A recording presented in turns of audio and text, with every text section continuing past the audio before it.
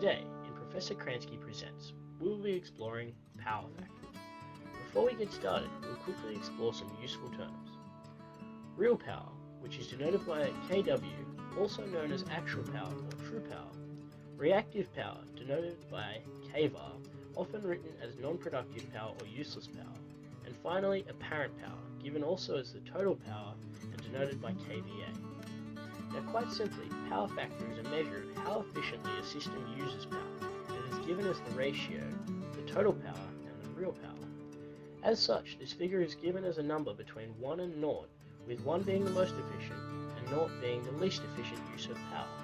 It is also important to note whether or not the current is leading or lagging the voltage.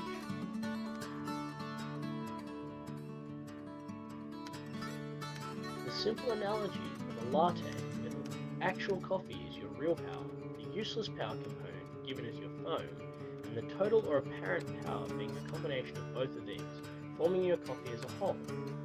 In order to calculate power factor, we first calculate our total power, which is given as the square root of our reactive and real powers squared, given by the simple Pythagoras theorem. Power factor is then given as the ratio between these, or is the cos of the angle theta.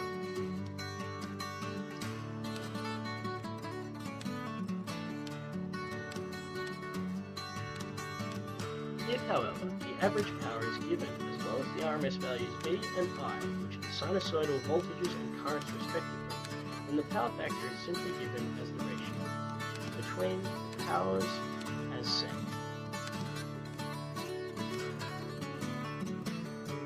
A simple example is to calculate the power factor of a small electric motor with voltage and current as shown.